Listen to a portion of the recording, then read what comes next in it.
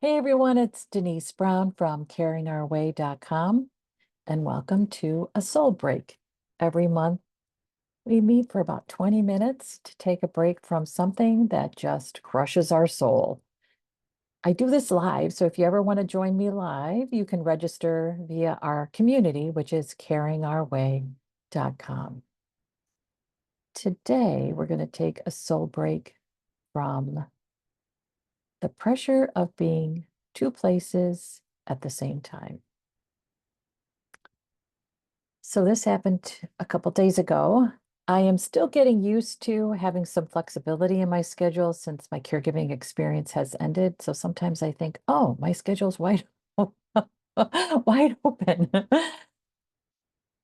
And one of the other things that I've been able to do, and I feel really lucky to be able to do this, is I've been able to travel to different conferences to make sure that I am staying on top of everything that's happening in our spaces that impacts you. That's really important to me.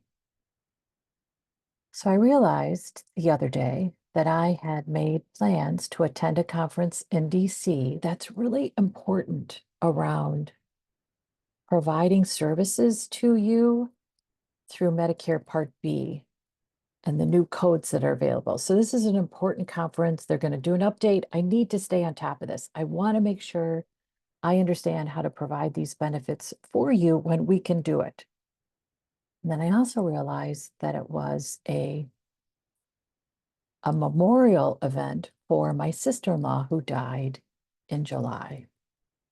So the day that I'm supposed to travel to DC in the morning is also the same day, the afternoon, where we're having this special event to remember and honor my sister-in-law. And I thought, how am I going to do this? What am I going to do? It's the pressure of feeling like you have to be two places at the same time. And what's hard about that is I think we beat ourselves up around this pressure without giving ourselves a break from the pressure. So that's what we're going to do today. Just take 20 minutes to be in this place right here with me to give yourself a break from feeling like you have to be in at least two places at the same time.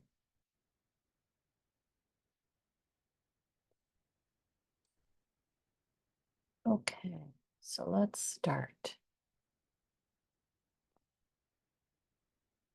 Okay, it feels terrible to feel like you have to be two places at the same time. I'm laughing because otherwise I would start crying. It's just a terrible, awful feeling. Ah, it feels like we have to make a choice. And when we make a choice, someone is going to be let down by us.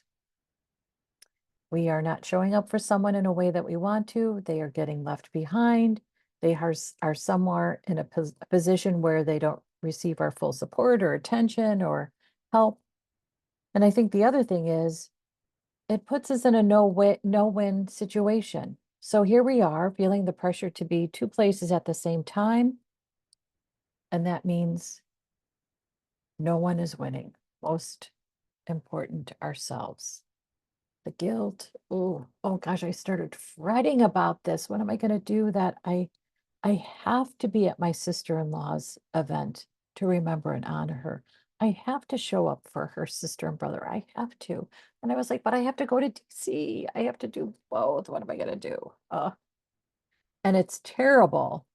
Oh, when you're at work and you feel like you have to be at home. Oh,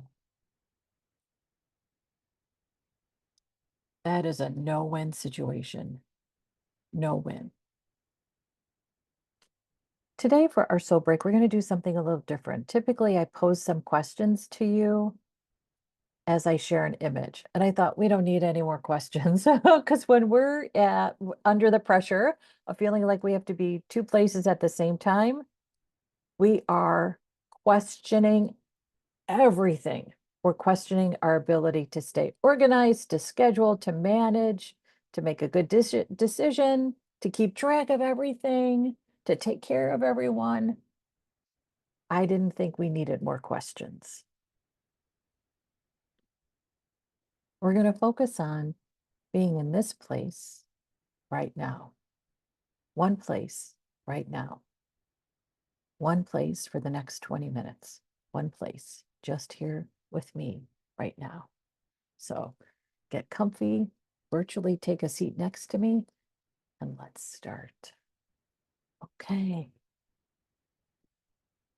Oh, what a nice place to be. I think of this as an English cottage. I picked a small space. There's only really room for maybe just you. Solitude. This one place right now in your mind's eye. Be here. And I think about this as a place that offers both relief and respite. Sometimes we need a break from all that we do. I think of that as respite. And sometimes we need relief from all that we're feeling. The relief from the emotions we feel can really be helpful because we are so worried and so hard on ourselves. And let's be easy on ourselves. And I thought, what better place to be easy on ourselves than perhaps an English cottage? Or perhaps it's in the south of France. I know it's not in my backyard. That's the most important thing. I'm going to escape to go here. So let's be here. It's a beautiful spot. We're in nature. We're enjoying the beauty of nature. It's quiet. There's no hustle and bustle. And again, it's a place for us to be quiet with ourselves. And it's not about being quiet with ourselves to judge ourselves. It's about being quiet with ourselves to give ourselves a break. We're going to take both respite and relief through this image. We're going to give ourselves a break from the pressure of all we do, and we're going to give ourselves a break from the pressure of all we feel. Respite, relief, right here.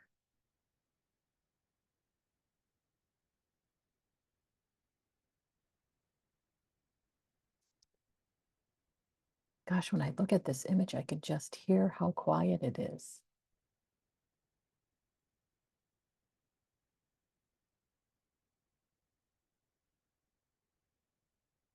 Okay, so here's the next image. And with this image, I'd love for us to receive support. It's important for you to know we get how hard all of this is. Managing the schedule, making the choices, deciding, delivering news about your schedule, the pressure, the stress, the worries. And that's why right now, I want you to receive our support.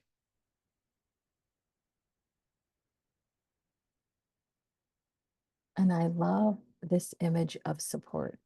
It's colorful, and it's also fragrant. Like you can imagine what this smells like. And I think when we have that kind of senses in terms of a response, like our senses are receiving something right now, that is the way we remember what it's like to receive support. It smells good.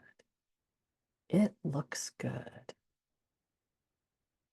It looks good in front of us. It's all of what support gives us. So receive support. And this support is just for you. Because again, we see how hard this is.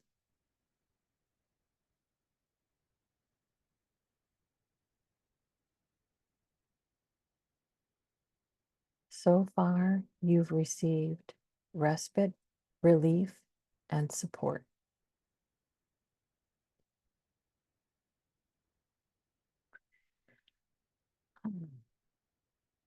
And I thought, wouldn't it be nice to receive something that's warm and comfortable and feels like a little bit of a treat? Imagine seeing this in your space and pulling up a chair, just adding some sugar cubes to this delightful cup of tea or coffee or whatever sounds good to you right now. I'm recording this at the end of November, and it is snowing in Chicago. And I'll tell you what, a cup of hot cocoa sounds really good to me. And maybe it's not sugar cubes, but marshmallows. Doesn't that sound nice? And it's this idea that it is prepared for you, that you turn a corner in your space and you see this. It's prepared for you. And it's this idea that it's okay to be served.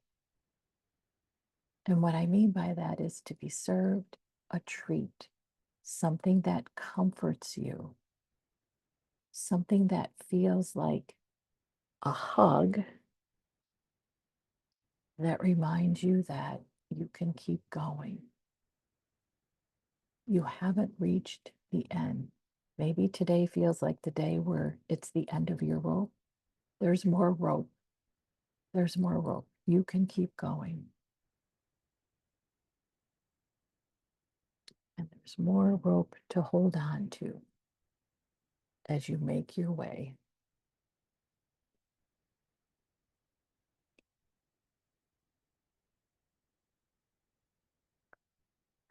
Receive so you can keep going. And again, keep going, keep going. I also love the colors in this image too. I love the yellows. I love that there's flowers in the background. When you feel like I am weary of always being the one who gives, close your eyes and think of this image and that we're serving you. And we're serving you a treat.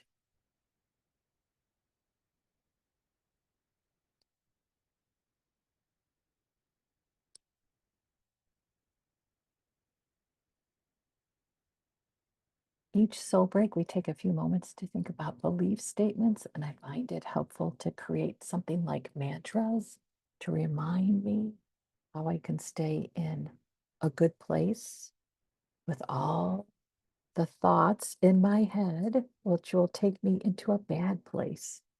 I want belief statements that keep me in a good place because I don't want the bad places just creating havoc in my head.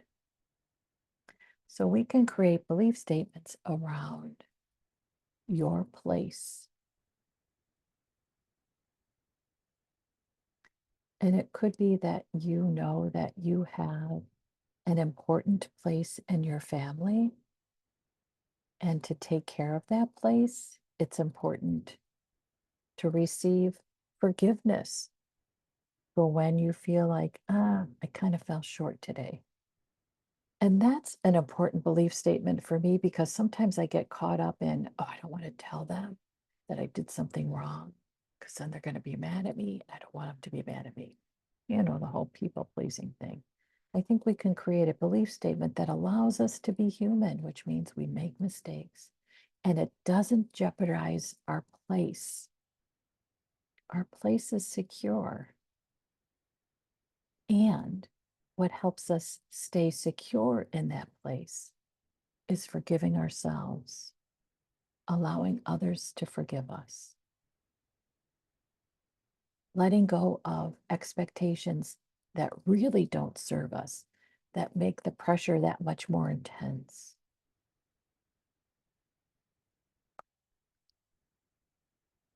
It's the end of November. Thanksgiving is next week. It could be that you create a belief statement about being in one place during the holidays. I think the holidays are particularly difficult because you're trying to be in celebration during a holiday while you're also trying to manage caregiving. Sometimes you can be in the same room trying to do both, and it feels like you are in two separate places. How do you enjoy the holidays and keep caregiving in a good place? I found that to be an incredibly difficult challenge. And I think that's okay to say it out loud that sometimes you're in one room during the holidays struggling to manage two experiences, celebrating and caregiving. What could be a belief statement you create around your place in the holidays? And perhaps it's, I can be in peace this holiday by asking for help when I'm in the caregiving place so that I can enjoy more of the holiday celebration.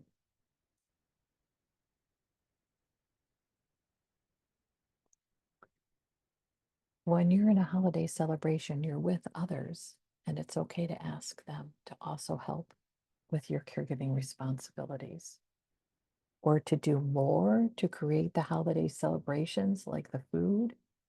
So it's not you doing all as it relates to both.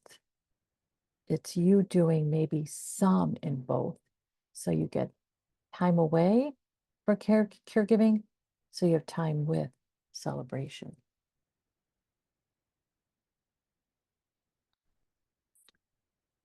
And if we look at courage, it could be a belief statement about the courage to share how much pressure you feel to be in two places at the same time. You could be discerning about who you share this with. So it's not something maybe that you want to share with everyone. Perhaps it's someone that you share, something you share with someone. And it could be that you start with, this is really me calling up my courage because I've never said this out loud, but I'm struggling because I really feel the pressure to be two places at the same time. And it's impossible for me. And making a choice feels awful for me.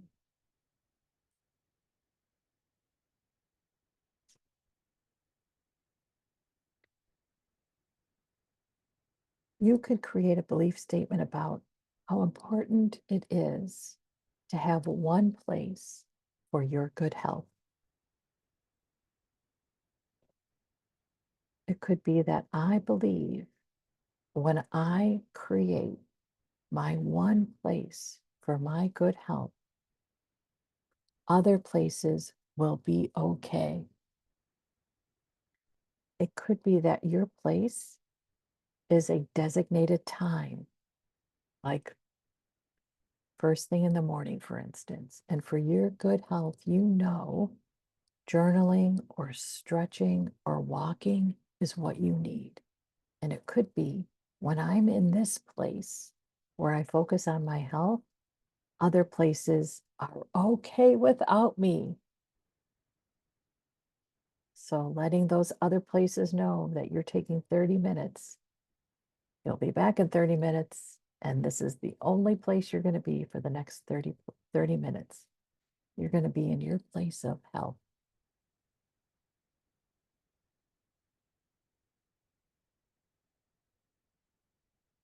Okay, as you look at this wheel, these prompts can help you create a belief statement, which I think of also as a mantra.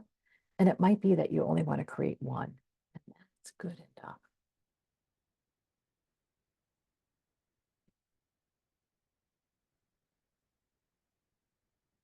Okay, so we're going to close with an image that I think of as like harvesting.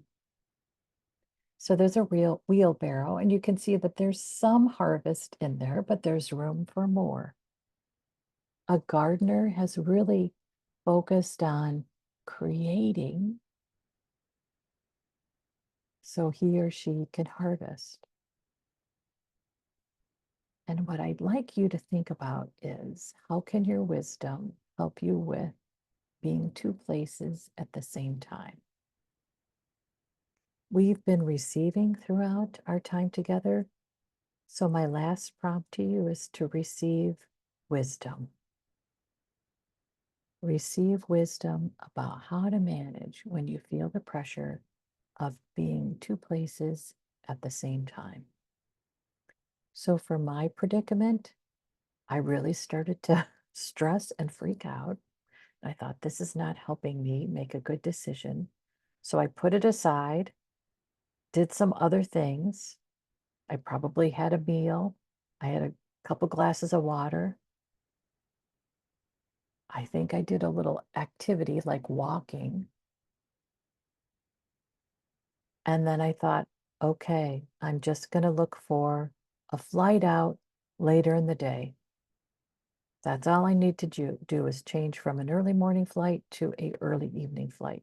Everything else can stay the same. So that's what I did. I changed my flight. I saved $10 because it was a little cheaper at night. I'll get to DC, my location, a little later than I thought, but who cares?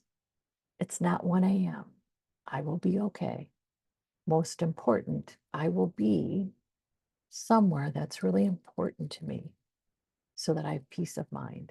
It would be hard for me to sleep that night if I knew I missed that event. So I figured out a way to adjust my schedule so I can be in one place after I'm in an important place. Your wisdom is important for you to access. And again, sometimes our wisdom needs a little space and time from the stress of figuring it out and a little quiet time. So if you need some quiet time to really connect to your wisdom, think about that little cottage by that little pond. Visualize that, relax into it, breathe into it, and then let your wisdom speak to you. Harvest your wisdom. Okay, that's our soul break for today, for this month. Again, I do this live on the third Thursday at 1 p.m. Eastern Time. You're always welcome to join me live if you'd like. And then I post the archive the next day. You could join us on caringourway.com to register to join us for any of our events, including our soul break, and to just keep us posted on how you're doing. Thanks so much for being with me. Bye-bye.